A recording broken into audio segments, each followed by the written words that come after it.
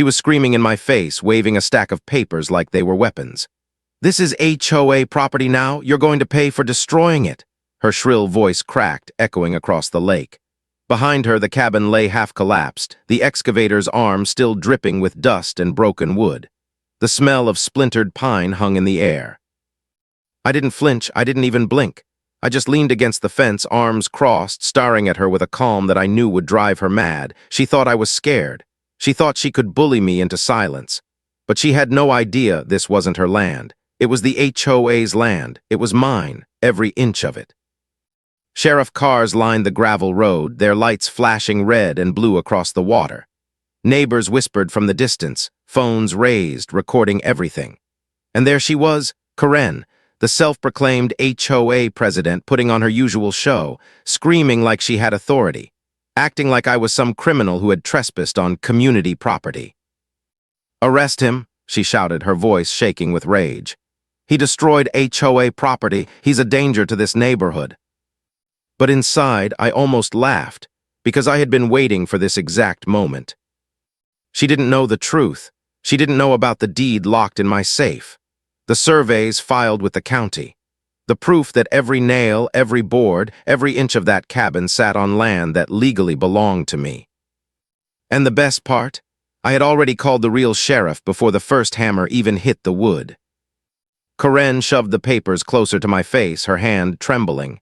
"You'll regret this," she hissed. "We're suing you for every dollar you've got." I stayed calm, locked eyes with her, and spoke just loud enough for the crowd to hear. "Karen, you just sued the owner of the lake." Her jaw twitched, her smirk faltered. For the first time, I saw doubt flicker across her face. "Owner, don't make me laugh," she snapped, her words like venom. She shook the so-called HOA documents in my face as if they were gospel.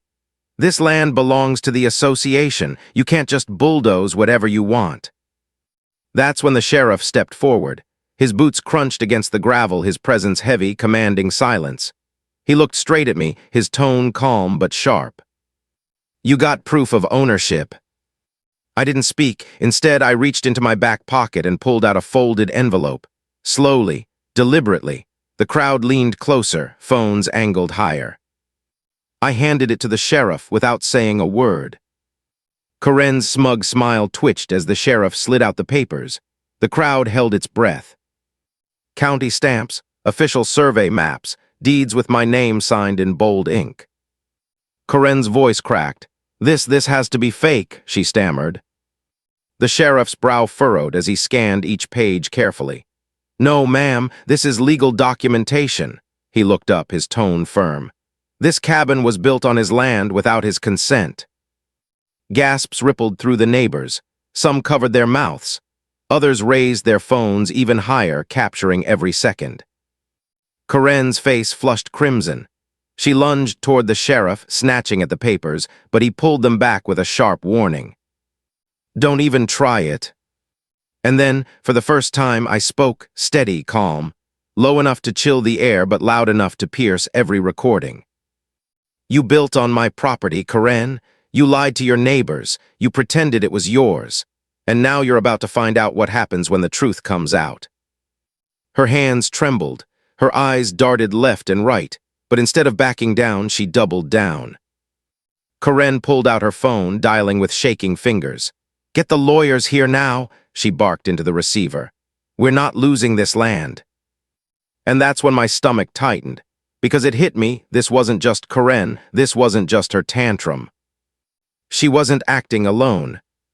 A black SUV rolled up, tires spitting gravel, and my pulse slowed to a cold, steady beat.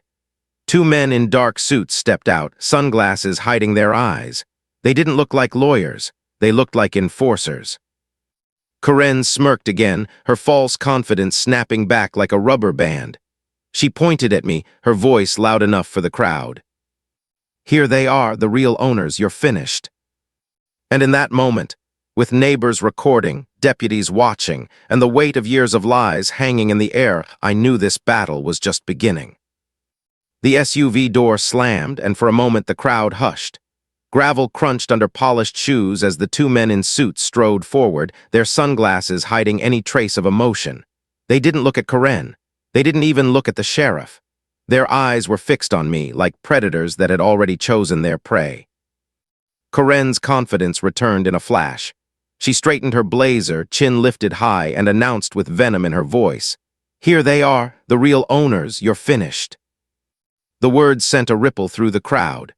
Murmurs swelled, phones tilted higher, and I could feel every neighbor hanging on the edge of what would happen next.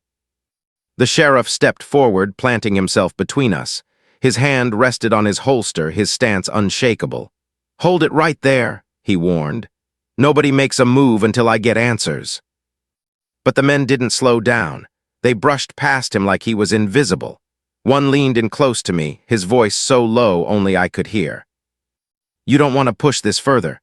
Sign the release papers, take a payout, walk away, or things get ugly."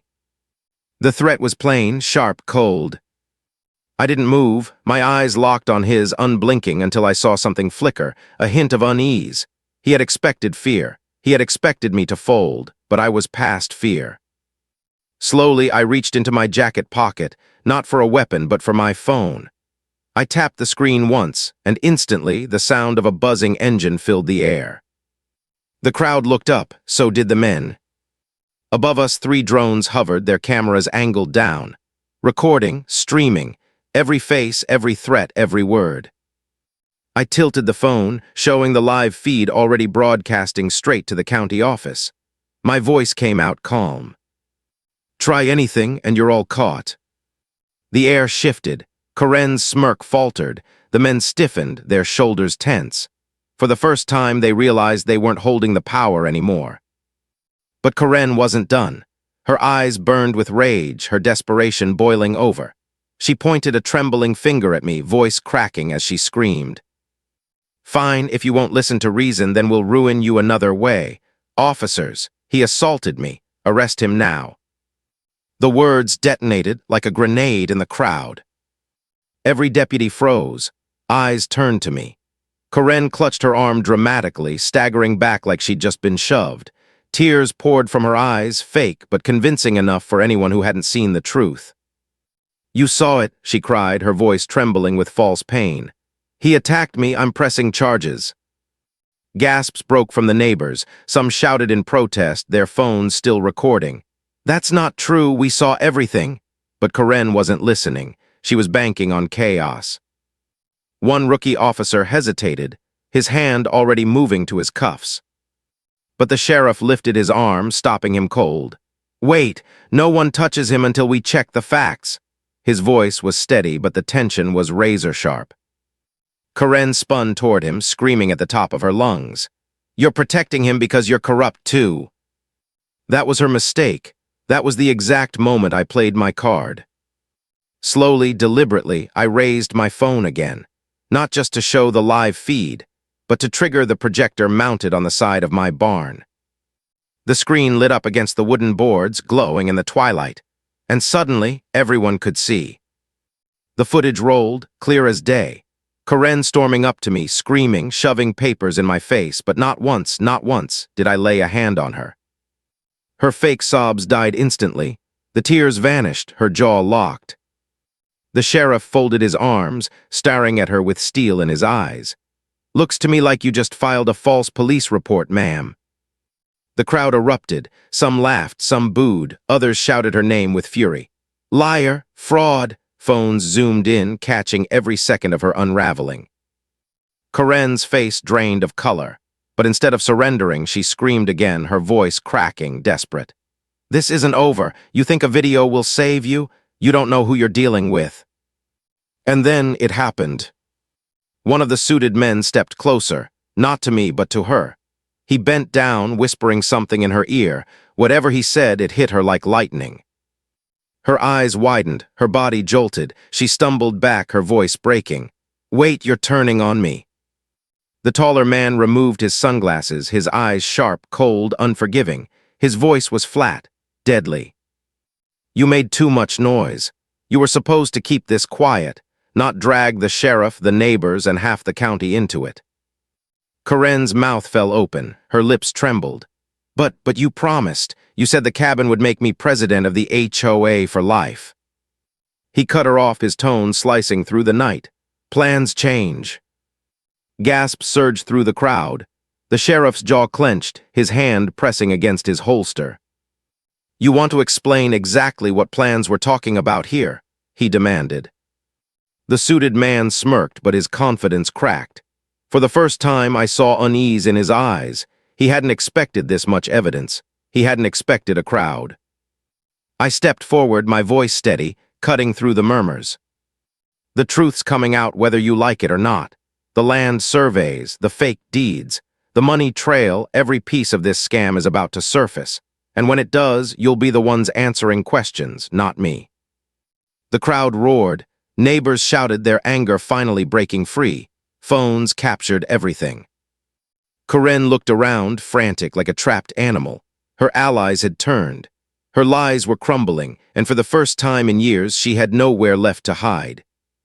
But Corinne wasn't done yet, not even close. Corinne's eyes darted from face to face, panic twisting her features. The suited men had just abandoned her, their cold words cutting deeper than any blade. The neighbors were shouting now, angry, fed up, no longer afraid of the woman who had bullied them for years. Phones hovered like a wall of judgment, every second recorded, every lie immortalized. And still, she refused to break. "No," she shrieked, her voice cracking. "This isn't over. You think you can humiliate me in front of my community? You'll all regret this." Her hands shook, her breath ragged, and then in a move no one saw coming, she bolted. Corinne spun on her heels and tore down the slope toward the lake. The crowd gasped, stumbling back as she nearly tripped on the dirt, heels slipping, papers flying from her hands. Loose sheets scattered into the wind like broken feathers. She clutched the last remaining bundle to her chest as if it were life itself. "Corinne, stop!" the sheriff barked, sprinting after her. But she didn't stop. She ran harder, faster, fueled by fury and desperation. She hit the waterline, splashing into the shallows with reckless abandon. Muddy waves sprayed up her skirt as she staggered waist-deep into the lake, holding the papers above her head like holy scripture. "This proves it," she screamed, voice breaking as it echoed across the water. "This proves it's mine. This whole lake belongs to the HOA." Her reflection quivered on the rippling surface, broken by her wild thrashing. I stepped forward calm, every eye turning with me. Slowly, I walked down to the bank, the gravel crunching under my boots. The neighbors followed, some laughing nervously, others whispering. When I reached the edge, I stopped. My voice cut across the chaos, firm, unshaken. "Corinne, you're standing in my lake, screaming with stolen papers. Do you even hear yourself?" Laughter burst out from the crowd, nervous but growing. Someone shouted, "She's lost it." Another muttered, "This is going viral." The sheriff waded in, his boots splashing. He grabbed her wrist firmly, but she shrieked like a cornered animal, thrashing against him. "No, this isn't over. You'll regret ever crossing me." Her words cracked into hysteria, and then, the twist none of us saw coming. The sheriff yanked the papers from her grip. They sagged in his hands, water dripping. The ink bled instantly, smearing into black sludge. Entire words dissolved into nothing before our eyes. The crowd erupted, laughter echoing across the lake. Phones zoomed in on the melting mess of paper, capturing every second of her downfall. Corinne froze, her face drained of color as she watched her supposed proof disintegrate into worthless pulp. The power she clung to gone, dissolving right in front of her. But before the sheriff could drag her back to shore, a sharp voice cut through the air. "Hold it, she's not the only one involved here." Every head snapped toward the road. A car door slammed shut, and stepping out, crisp and polished, was a man no one expected. A county official. He wore a tailored suit, his tie gleaming under the flashing police lights. He walked with the calm of someone who believed he was untouchable. Gravel crunched under polished shoes as he descended toward the water. The crowd went silent, even the sheriff stiffened. Corinne froze mid-thrash, her eyes wide with recognition. "Mr. the sheriff said carefully, suspicion lacing his voice. What brings you here?" The official adjusted his tie, his expression unreadable. His voice was flat, almost bored. "Damage control?" Then his gaze shifted straight to me. "You've stirred up quite the mess." Karen's tears stopped instantly. She twisted toward him, clinging to her last hope. "Tell him, mister, tell him the cabin was legal. You signed off on it yourself." The words detonated like a bomb. Gasps tore through the crowd. Phones tilted higher. The air thickened with disbelief. My chest tightened. This wasn't just HOA corruption. This wasn't just Karen's scam. This was county level. The very man sworn to uphold the law had been backing her all along. The sheriff's jaw clenched. His voice came out sharp, dangerous. "Is that true?" Didn't flinch. His smirk deepened. "Careful, Sheriff. You really want this circus getting out of hand? People might start asking how you didn't catch it sooner." The threat hung heavy in the night. The sheriff's hand twitched closer to his holster. Karen, sensing a lifeline, broke into manic laughter. "See, you can't touch me. He's with us. You'll all regret siding with him." The neighbors erupted in outrage. Shouts of betrayal, cries of anger, phones recording, capturing every damning word. But I stepped forward, cutting through her shrieks. My voice was calm, deliberate, meant for every microphone and every camera. "Funny you should say that, Karen, because the live stream isn't just going to the county office anymore. It's already broadcasting straight to the state attorney's office." The smirk slid from his face. For the first time, the polished mask cracked. The crowd gasped louder than ever. Even the sheriff's eyes widened, relief flickering like firelight. Karen spun toward, horror flooding her face. You said no one would ever find out." And then his mask shattered completely. His voice turned low, venomous. "You just buried both of us." The words landed like a death sentence. Karen staggered back, shaking her head in disbelief. No, you promised me. You said this land would make me untouchable." But he didn't even look at her. His cold eyes stayed locked on me. And in that silence, with the crowd recording, the sheriff watching, and her so-called allies abandoning her, Karen finally realized her empire of lies was collapsing in real time. The sheriff's radio crackled, piercing the heavy silence. A dispatcher's voice came through, loud enough for every recording phone to capture. "Unit 12, confirming receipt of live stream evidence. State authorities are on their way." The words rippled through the crowd like thunder. Gasps turned into cheers. For the first time all night, the balance of power shifted, not just here at the lake, but beyond it. Karen thrashed in the sheriff's grip, screaming like a cornered animal. "Lies, all of you, this is a setup." But her neighbors had heard enough. People she'd intimidated for years stepped forward, their voices hard, unshaken. "You stole our money," one shouted. "You threatened my kids," another yelled. "You deserve this." The air vibrated with outrage. Her mask of authority shattered in real time, her power dissolving with every voice that rose against her. Karen tried to drown them out, but her cries were nothing compared to the roar of betrayal. Her face twisted, desperate, as she turned to for rescue. But wasn't listening. His calm was slipping. His jaw clenched, his fingers gripping his phone tightly as he muttered into it. But no call would save him now. The sheriff stepped closer, voice like iron. "Don't bother, they've already got everything." I raised my voice steady, making sure every recording caught my words. "You tried to steal my land, you lied, you forged papers, you dragged the law into your scheme, but the truth always wins, and this land, this lake, will never belong to people like you." The crowd erupted, cheers, shouts, even tears. Some neighbors clutched each other, relief washing over them after years of fear. For once, the villain wasn't winning. For once, justice was visible. Karen's body shook, her voice cracking into hysteria. "No, you can't do this to me. I'm the president. I built this community. Without me, you're nothing." Her words only fueled the rage. The crowd shouted louder. "You built nothing. All you did was steal. Your time over, Karen." Her shrieks were drowned out, swallowed by the roar of her own downfall. And then another sound.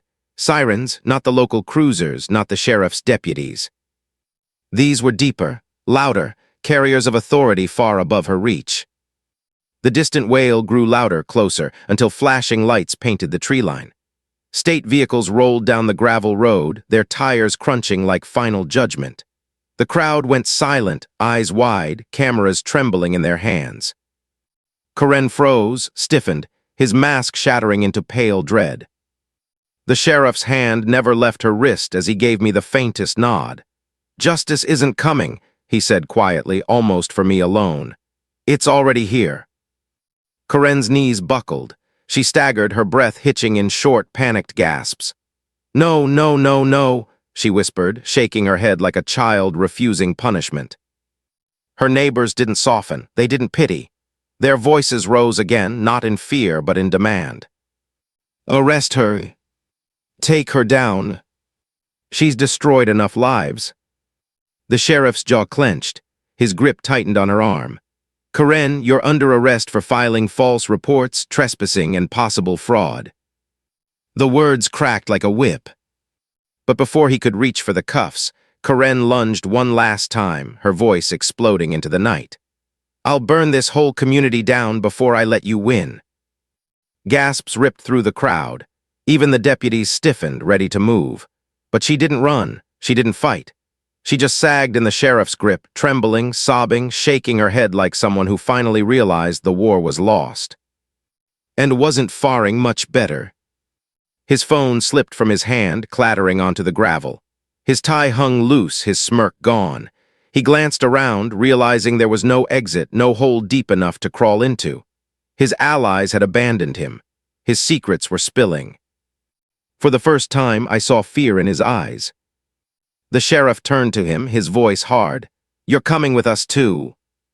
Didn't fight, he didn't argue.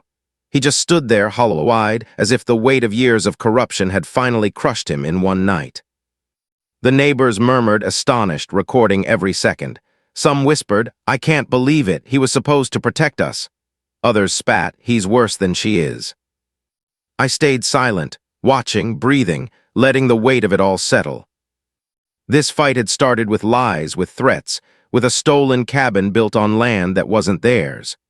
But now, in the flashing lights of justice, it was ending with the truth. Still, a part of me knew this wasn't finished yet. Corruption that deep doesn't die quietly. And as the state officers stepped out, their uniforms crisp, their badges gleaming, I realized this story wasn't just about me. It was about every neighbor who had been silenced, every voice that had been ignored, every family that had been bullied by people like Hoakaren, protected by people like. The system had failed them for years, but tonight the truth was louder. Hoakaren sobbed, her cries hoarse, shaking her head in denial, muttered under his breath, his shoulders sagging, and the sheriff, steady as stone, handed them both over to the arriving authorities. The crowd erupted again, not in fear this time, but in celebration. Cheers shook the air. Phones caught tears streaming down faces. Strangers hugged one another, united in relief. For once, the neighborhood wasn't divided. It was free. And as the flashing lights reflected across my lake, I knew the battle was far from over. The courtrooms would come, the lawsuits, the headlines.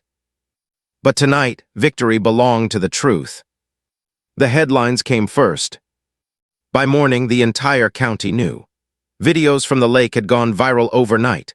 Hoakaren screaming in the water with fake deeds disintegrating in her hands, exposed as her corrupt ally, and me standing calm while the truth unfolded. The story had everything: scandal, betrayal, corruption. Reporters swarmed the courthouse steps, neighbors gave interviews, and hashtags spread like wildfire. The HOA was no longer untouchable. It was infamous. But for me, the battle was just beginning. The lawsuit Hoakaren had threatened wasn't just bluster. Even after her arrest, she doubled down, filing emergency motions from her cell through whatever lawyers she could scrape together. And his fingerprints were all over the approvals, the zoning changes, the forged surveys. But his position gave him just enough power to slow the process, to drag it out, to make me bleed financially even when he knew he'd lose. That was their strategy now, not to win, to break me. The first day in court, I walked in alone. Hoakaren sat across the aisle, her wrists free but her posture stiff, dressed in a borrowed suit that still carried the creases of the evidence locker. Beside her sat, calm, polished again, his mask carefully reapplied. Their lawyers flanked them like vultures, stacks of binders in front of them. When I took my seat, I felt every eye on me. The HOA board members, the neighbors who had once stayed silent, even the reporters who lined the benches. And when the judge entered, the air shifted, heavy, final. Coren's attorney spoke first, his voice sharp, calculated. Your Honor, my client is the rightful representative of the HOA. The demolition of the cabin constitutes destruction of community property. We are seeking damages in excess of. I almost laughed. Damages, for demolishing a cabin that never legally belonged to them. But I didn't laugh. I waited, calm, silent. Because I knew what was coming.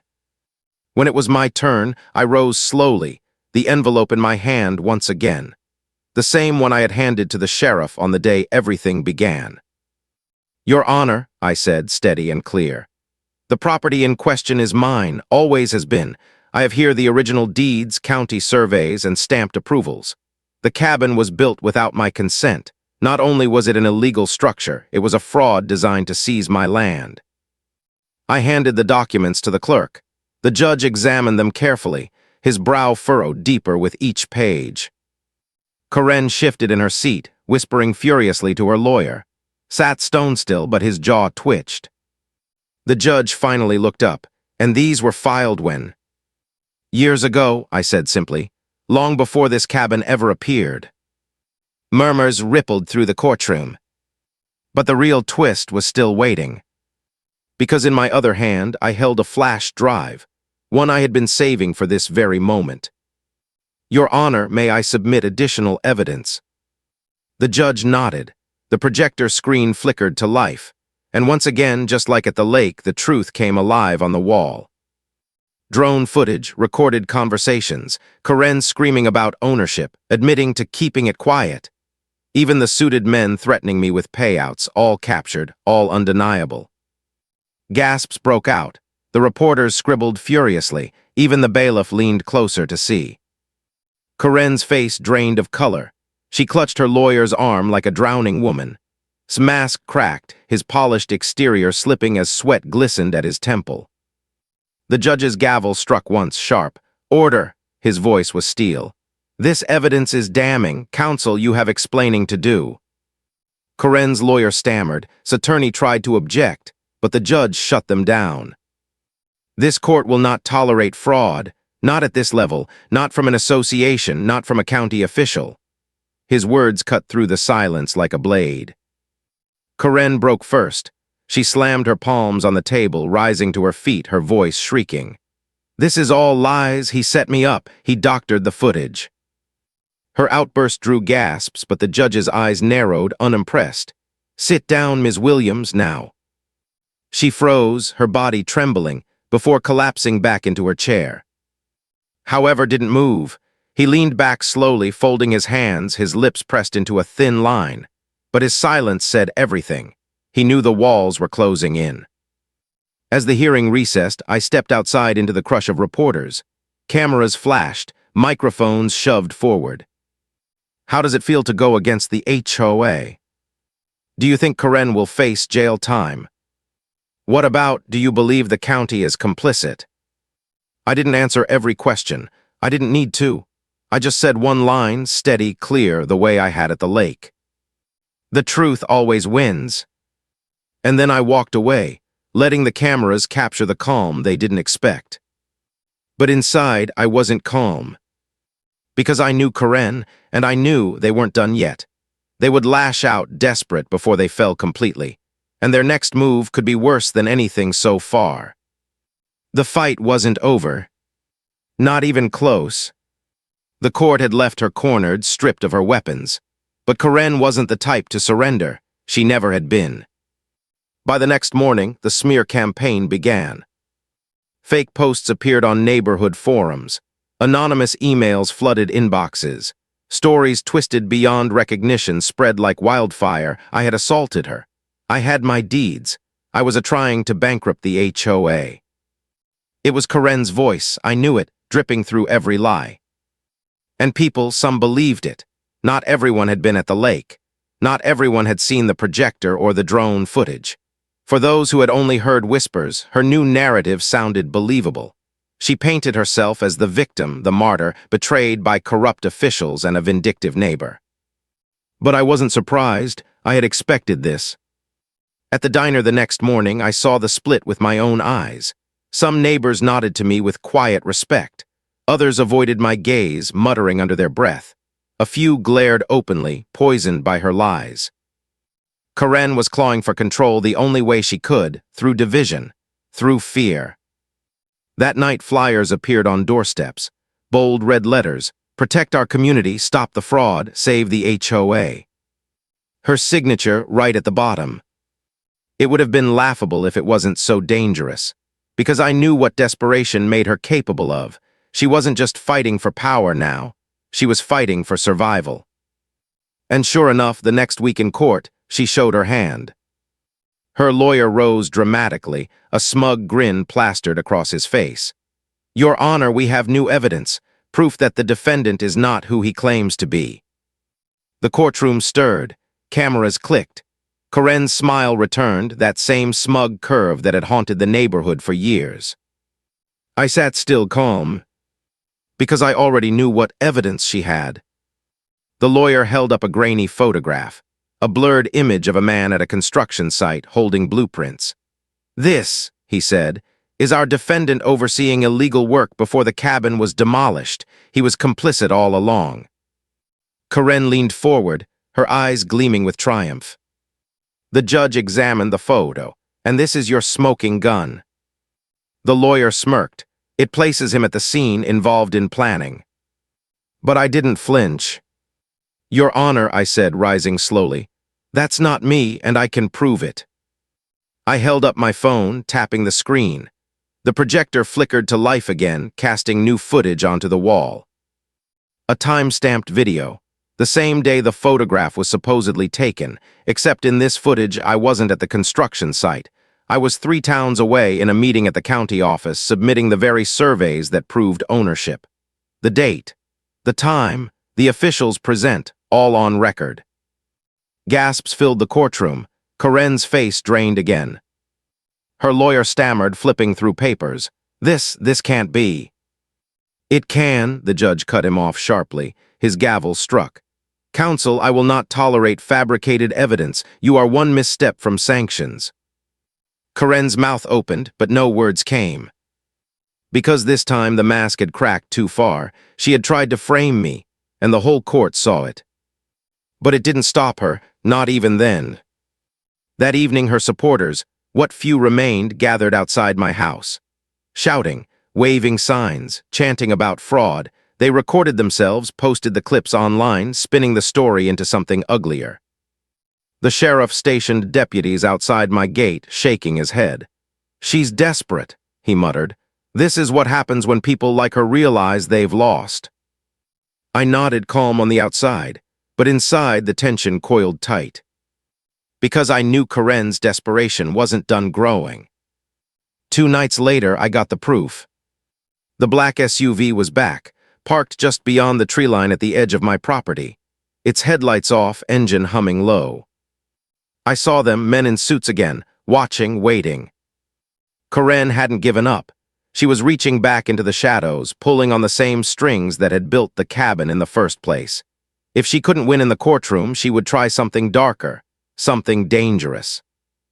I picked up my phone, pressing record, my voice steady. "You can watch all you want, but the truth's already out.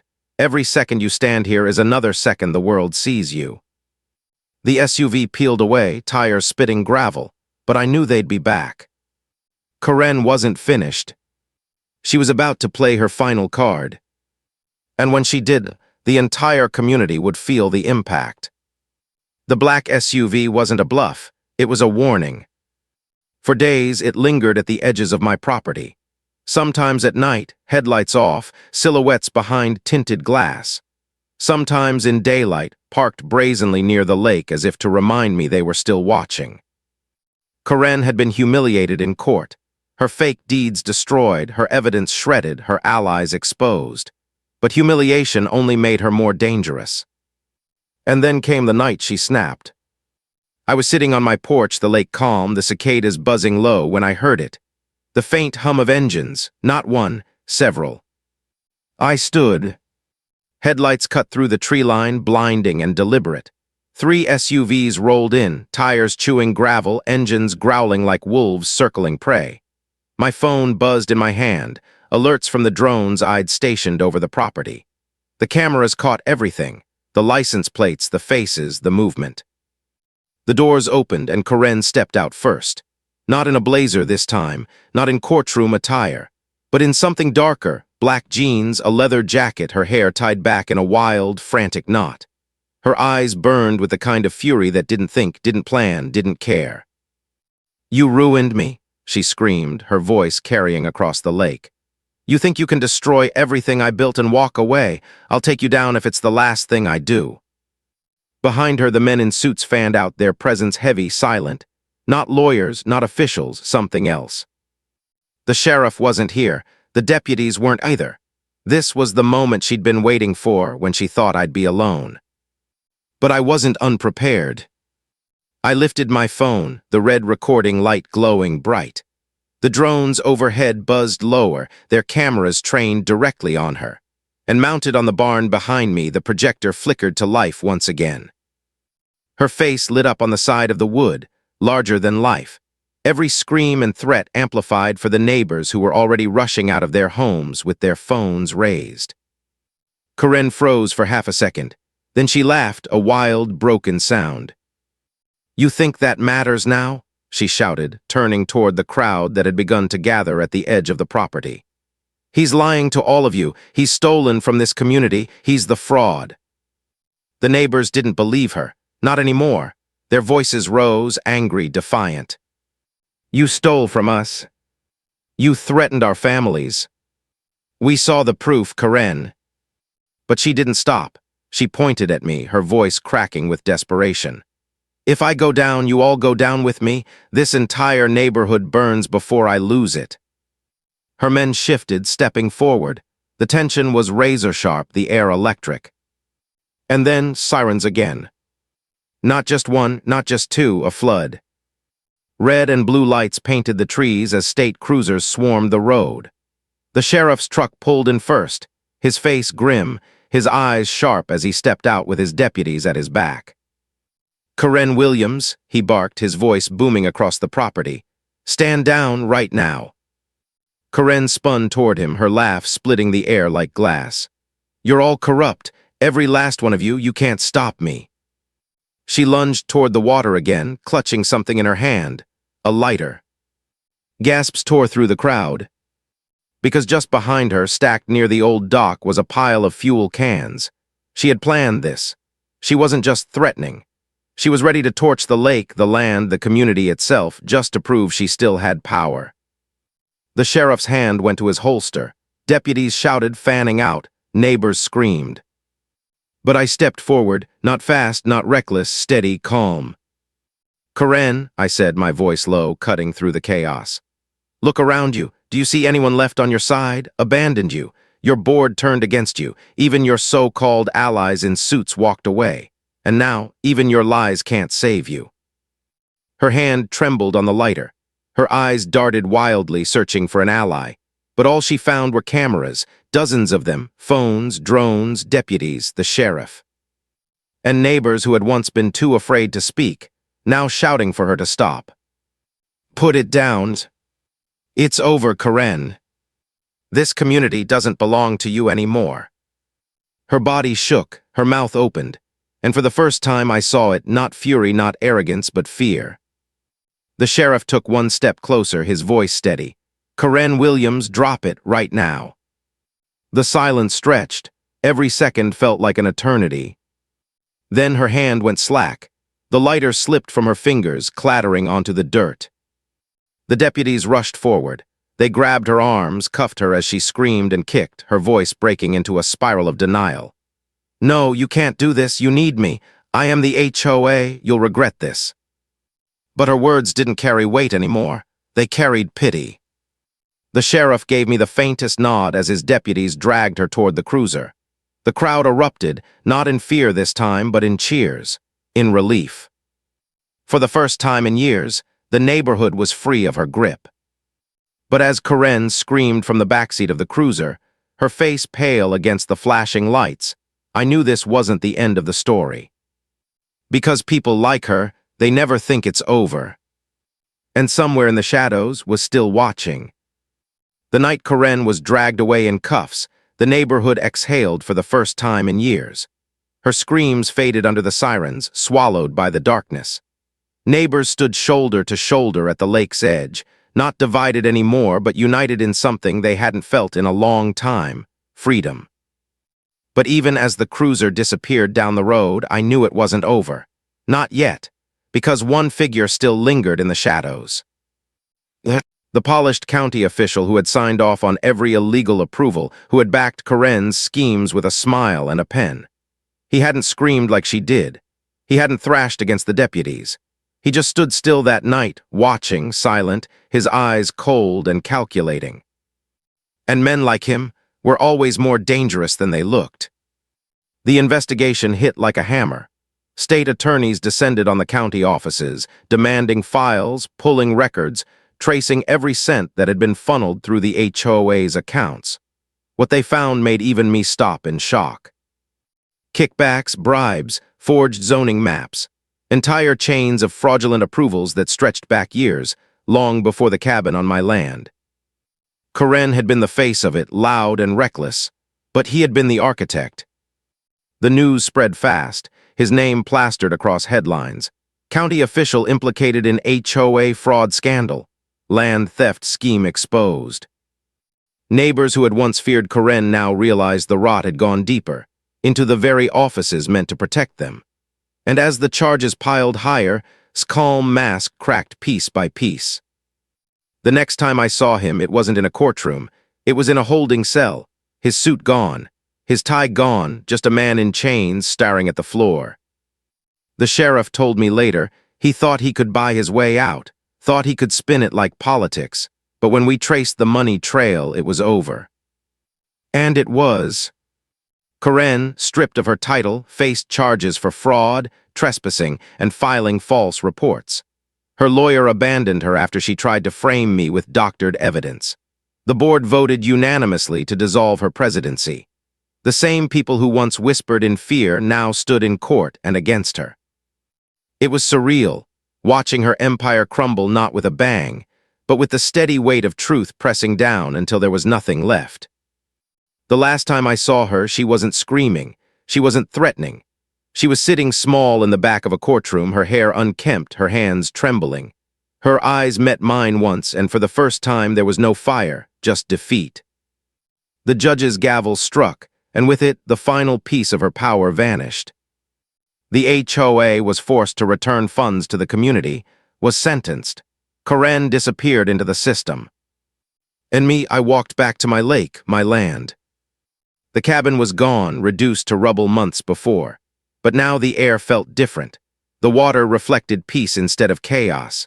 Neighbors stopped by not to argue, not to accuse, but to talk, to thank me, to apologize, to share stories of how Karen had bullied them into silence, how had threatened them with zoning laws they never understood. And I realized something. This fight had never really been about me. It had been about all of us. A neighborhood crushed under fear, finally finding its voice. A community suffocated by lies, finally breathing again.